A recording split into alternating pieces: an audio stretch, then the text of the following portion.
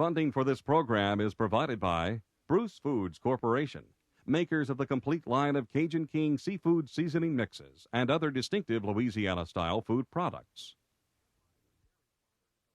And by the Dairy Farmers of Louisiana. When you want good programming, just add milk.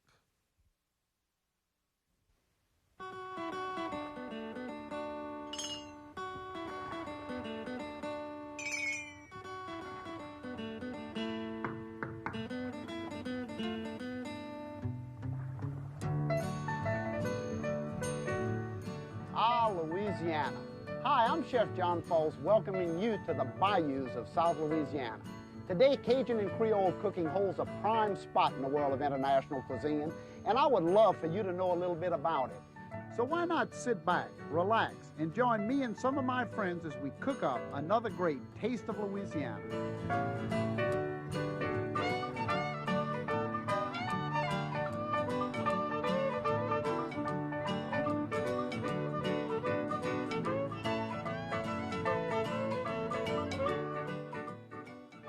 Hello everybody and welcome to A Taste of Louisiana. I'm Chef John Folse, and today we're talking about all of the great Louisiana Indian cooking, all of the great foods given to us by the Indians of South Louisiana. You know, I'm totally fascinated by the Indian cultures. I remember as a young Cajun boy growing up in the bayous, we used to play all over the swamplands, and every now and then we would run up on one of the Indian mounds, and we were totally intrigued as to what that was all about. Of course, history tells us that many, many years ago, Indian culture settled all over the South, and these big mounds were just part of their rituals and rites. Of course, you have to remember that over 300 Native American Indian tribes were here in the United States when the white man arrived. In Louisiana, we only have 7 of those nations still in existence, nations like the Choctaw, the Tunica Biloxi, the Cashado, all of those great Indian tribes, all of them giving us a lot of things to put into the Cajun pot. You know, the Cajuns and the Indian nations have a tremendous amount of similarities. It's almost uncanny when you think that both of us were exiled from our homelands. We, the Cajuns, from Nova Scotia back in 1755. And of course, who's not familiar with the great Trail of Tears? All of the Indians of the Southeast moving on out to the Oklahoma Territory. Just amazing that the two cultures were similar in that way, as well as our love of good food, music, and family. Visiting with me just a little bit later on is a great friend of mine. Fact is, Gary White Deer is from the Choctaw Nation, and he knows a lot about cooking, but he's one of the great American Indian artists, and he's working on a project here in Louisiana, and we're going to talk about customs and some of the similarities between our two nations. And he's a great guy. You're going to love him. The Indians and the French developed a great, friendship or allies. They were great allies here in the bayous of Louisiana. And I guess there was a reason for it. The French, of course, needed the Indians for military reasons. They needed to help them fight against the English. Of course, the Indians used the French for a couple things, too. They used them for technology. They got some religion from them. And, of course, they sold them or traded them a lot of goods. Some of the main things they traded them were food products. The Indians were growing a lot of corn and beans and things like that, and the French, of course, needed it. But the Indians gave the French bear oil, tons and tons of oil that they brought to the city of New Orleans to trade off, and of course a lot of furs, but nothing more important than the food into the pot. And we want to talk about a lot of those good foods that were being cooked right here in the bayous of Louisiana when LaSalle found the mouth of the river. That was many, many years ago. Right here, I've got one of those great pieces of goods that were traded. This pot was actually brought up the Mississippi River by Bienville himself and was traded with the Tunica Indians. This pot was dug up at the Tunica site, the site of the Tunica treasures in Louisiana in the 1960s. It's a copper pot lined with tin on the inside and was probably one of the first cooking vessels that was brought up the river and traded with the Indians. And of course, everybody wanted to trade with the Indians who lived on each side of the Mississippi River because they wanted access to that great waterway. So Bienville was no different, and this was one of the pots that he would have given a Tunica chief probably 200 or 300 years ago. And I wanted to share this with you. What a great thing to think I can hold it in my hand today. I'm going to get this right out of the way because there's a couple things we need to cook up here. And of course, one of the main dishes that I remember early on that was given to us by the Choctaws actually was a dish called Hulhponi. And Hulhponi in the Choctaw language means to cook, anything cooked, Hulhponi. And this dish was originally done with venison, and I know you can see this big, beautiful wooden bowl. And here I have some cubed venison as well as a nice piece of venison roast. And this venison roast has been cut right here in cubed, and that's going to be the main meat in the Hulhponi, which is almost like a vegetable soup. You can see corn was the main ingredient of the early Hulhponi. Meat and corn only into the pot. However, today, we've kind of jazzed it up a little bit by adding some of the other ingredients that we know for sure were given to us by the Indians of early Louisiana.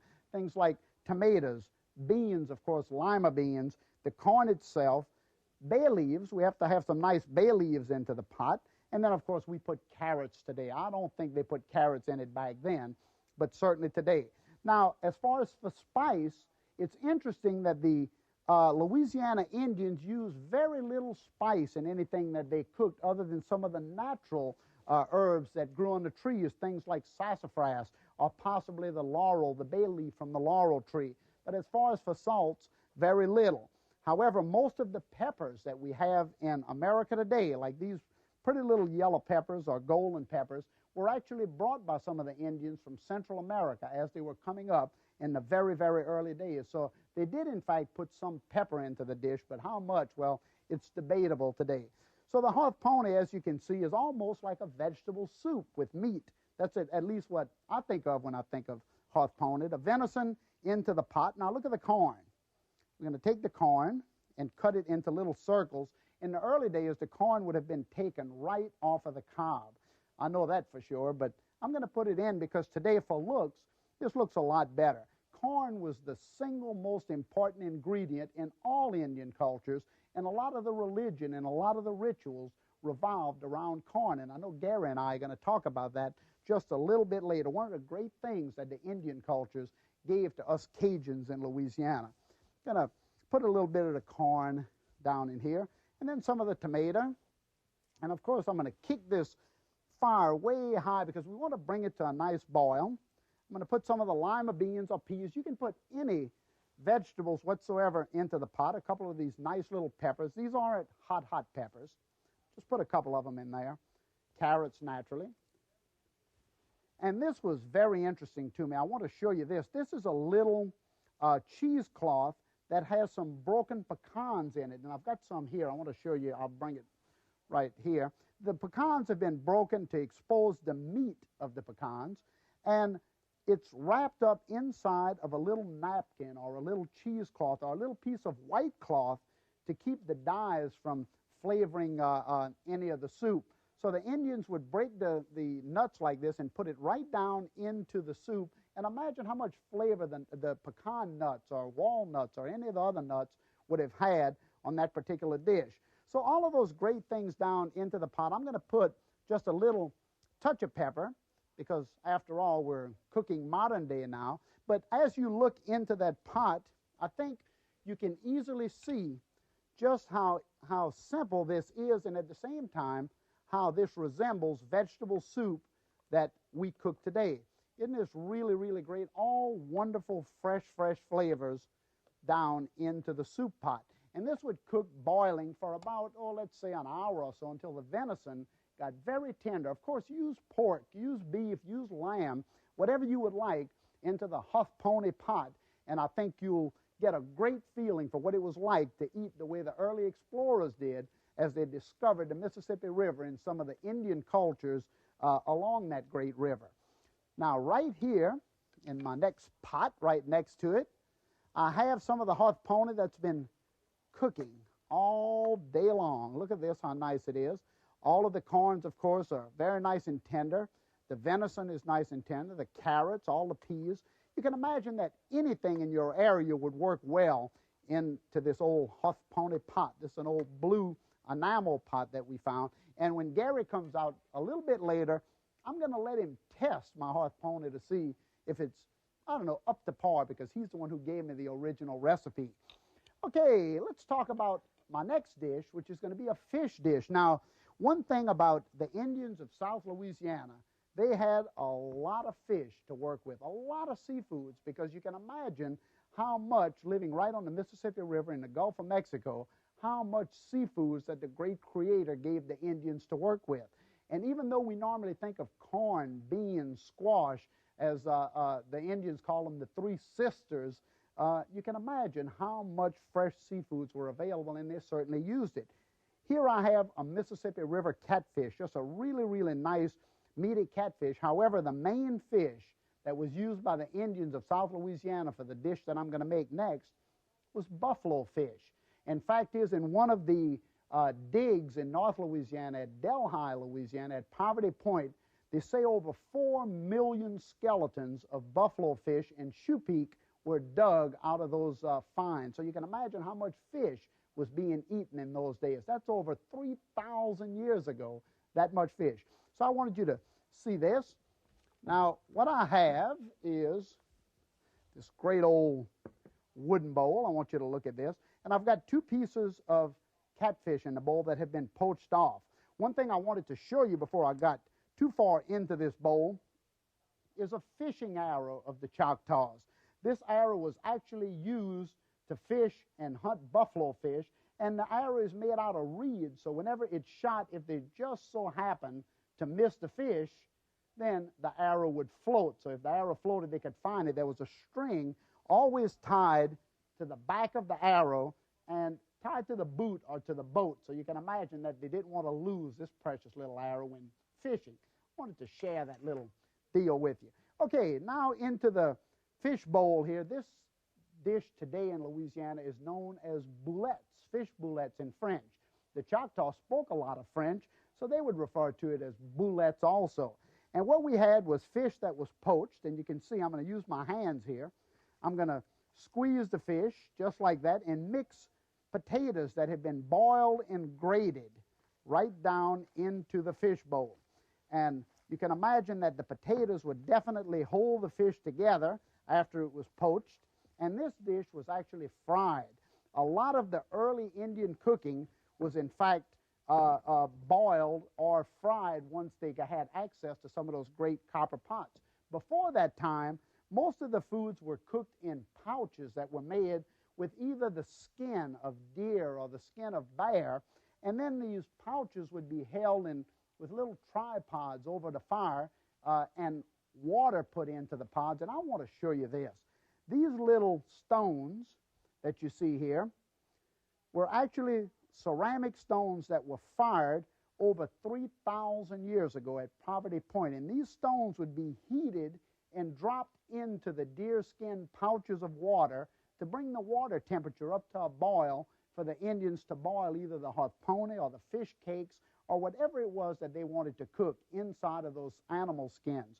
Amazing that in my hand is something 3,000 years old that a nation cooked with in the bayous of Louisiana. Just absolutely amazing. I wanted to share that with you also. So now that the fish is all crumbled together with the potatoes, I can season again a little bit with pepper, a touch of salt. We're going to again bring it to the modern day, and then we'll put a little color into it. Here we have a little red bell pepper and some green onions, parsley, and then, of course, by the time the Cajuns and the Italians got here, they would have loved to put a little garlic into it. So I'm going to stir that around to flavor it all nicely, and then we would hold it together with either flour, because the white man brought flour to the Indians of Louisiana. There was no wheat flour here before the time of the English and the French. So I want to spread some of this cornmeal or bread. This is an old cow horn. Look at that little spoon carved out of a cow horn. This again, is from the Choctaws. I'm going to put a little bit of the breadcrumbs, flour, cornmeal, whatever, into the fish. Stir that around and make some nice little boulettes out of it. It's interesting also to note that the French really had a tremendous kinship with the Indians. Fact is, it's been said that my French ancestors here in Louisiana viewed the Indians as more of a noble savage. They felt that the Indians were really contributors to society, and a lot of nations didn't feel that way. So consequently, the Indians were real happy to form that alliance with the French, and the French really needed them. So, you know, us Cajuns weren't too stupid back then. We got all those Indians on our side in the early days. So now that this is done, I'll make the little patties just like this. You want to put the fish cake in your hand just like this. Stir it around and make the little patties, and then you would fry them, or of course they could have been poached, but these would today would be fried in a little vegetable oil or butter or anything like that to hold them together. The fact is, I have some already done. Move this out of the way so I can show them to you. I want to show you these fish cakes that are already fried. Look at these, how nice and golden brown they are. And again, you could poach them in a little fish stock if you don't want to fry anything. Or I personally love them just breaded lightly on the outside with a little flour and pan-fried in butter. They're really, really nice. Now, what else would the early Indian cultures have been cooking, and what would they have shared with the white man in the late 1600s and early 1700s? Well, let's take a look at this. Indian legend says that the great creator gave them 4 main items to live by. The 4 main things were water, corn, meat, and fruit. And of course, the 3 sisters were corn, squash, and beans. And as long as those ingredients were in the home of the Indians, they never had a thing to worry about. So it was very important to keep these things right at bay in the home. Here you can see that I've taken some nice corn. Now, of course, the corn could have been soaked in a little salted water, but then it's put onto the grill and grilled until it gets nice and hot, and it would have been eaten right off of the cob. Here we have some squash, not only yellow squash, but also zucchini. Again, lightly brushed and grilled. 2 of the main dishes of early Indian cultures here in Louisiana. Very simply done, by the way, but boy, I tell you, are they good. I want you to look at this. One of my favorite dishes. This is almost like pinto beans, but this is a bean that was cooked in water with a little salt meat added to it, and then cooked inside the coals of a hot fire in the little clay pots. Again, this was long after trading started and the Indians were able to secure some of these cooking vessels. So this is a pot of baked beans created by the Indian cultures of Louisiana using a little salt meat to flavor the dish. And sometimes the corn husks were taken and filled on the inside with some of the fish cakes that you saw me making just a couple minutes ago. And the fish cakes were wrapped inside of the corn husk, and again could have been cooked inside of a pot of Hulhponi, or poached or grilled on top of the fire, or anything else. But these 2 little corn husks are filled with the same the same fish cake boulette mixture that you saw me make just a couple minutes ago. Real ingenious, almost like a little tamale, I guess. Maybe that's where tamales came from. Who knows? And let me see, one more thing I have to show you. This here is probably the most famous of all Indian dishes. This right here, of course, is Indian fry bread. Now, of course, we know for sure that wheat flour didn't come to the United States until the Europeans got here. So fry bread was something that was given to the Indians. However, the Indian cultures retained the fry bread, and it's been a major part of their existence ever since. And Gary and I are going to certainly make a couple of these. Fact is, I think I hear Gary's footsteps coming down the hall right now. Hey, Gary. John. How you doing? Good to see you. I walked by your cabin here, and I was wondering, you owe me a game of stickball. Hey, look, And I caught you. You've been trying to get me to play stickball forever. Everybody's waiting on you. Look at these things. These are authentic stickballs. Oh yeah, ball sticks. Ball sticks, yeah. Where's the ball? I wonder, did you leave it out in the car? No, I do want to learn to play a stickball. I mean, because we're gonna get you out how there. old is this game? That game, gee, it must be 2,000 or 3,000 years old. I'm just guessing.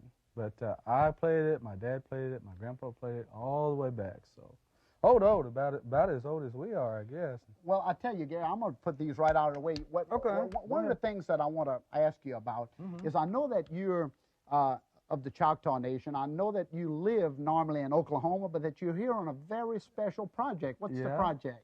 Well, the Tunica Boulettes have gotten me to do a series of 5 murals for them, John, to depict their origins and their history when they met the French. I know that the French and the Tunica Boulettes were great allies. And to bring the Tunica Boulettes story up to speed into modern times. So their chief, Earl Barbary, has been kind enough to allow me to do that for him. So I'm at the Tunica Museum working on those. And you saw I brought a piece of those great Tunica treasures. What a fantastic find that was. It really was. I tell you what, I think it's the biggest collection of European trade items to the Indians in North America they got over there.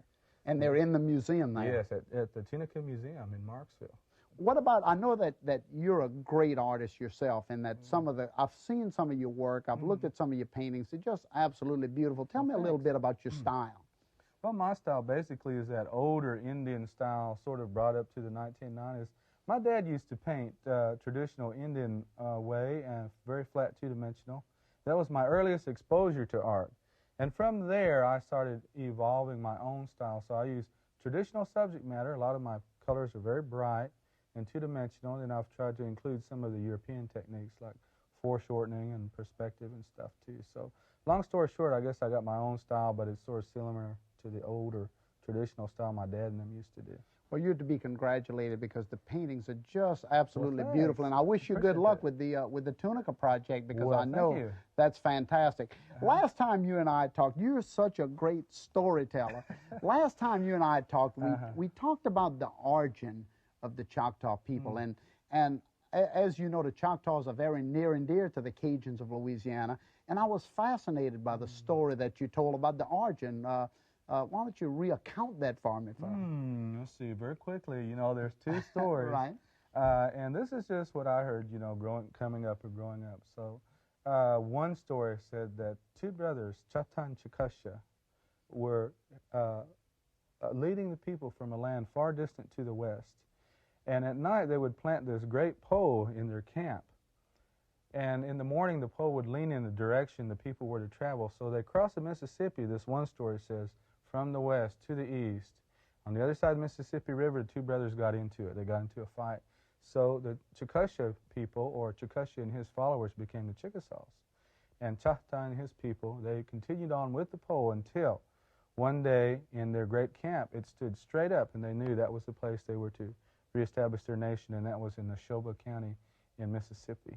And that's how the Choctaws came to Mississippi.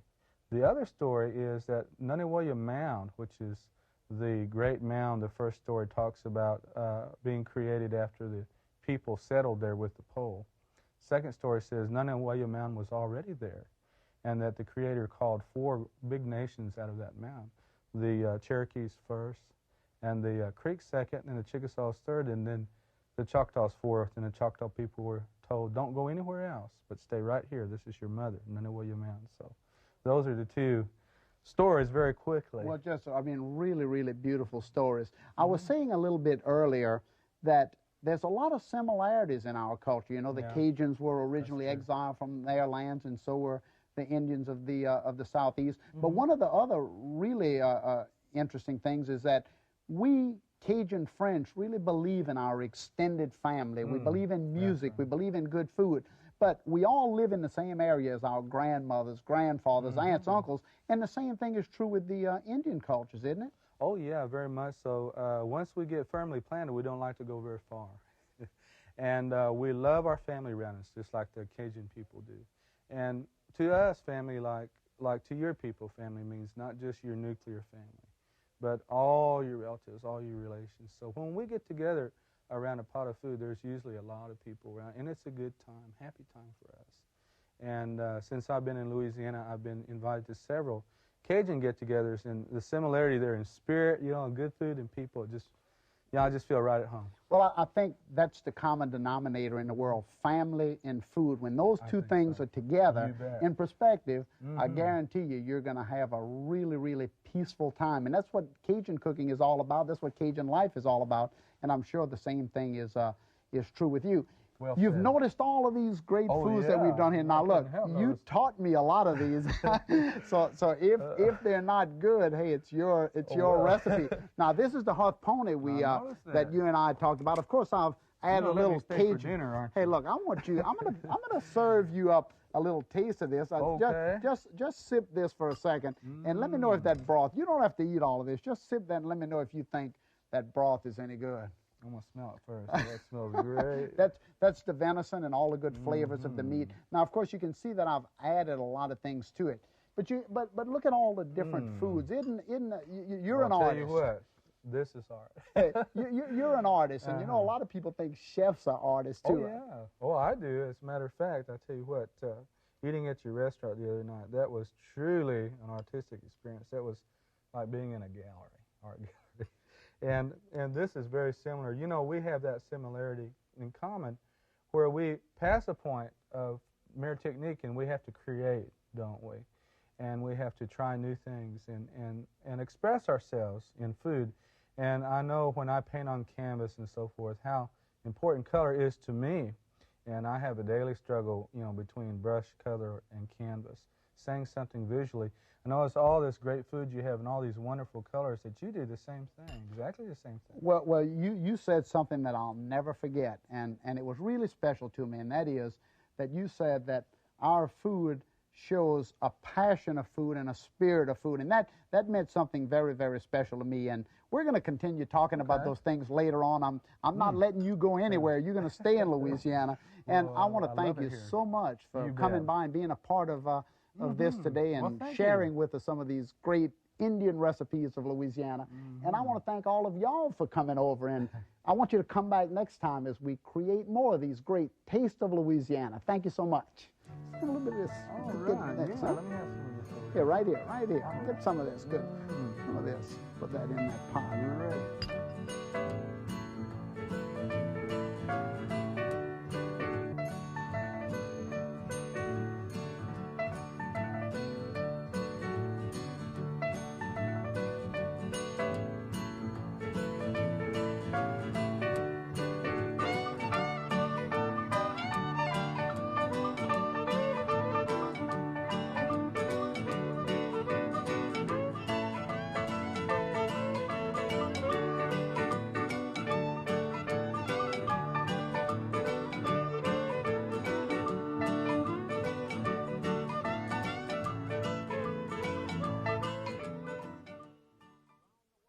Funding for this program was provided by Bruce Foods Corporation, makers of Bruce's Yams and other distinctive Louisiana-style food products. And by the Dairy Farmers of Louisiana. Fresh ideas in cooking begin with milk.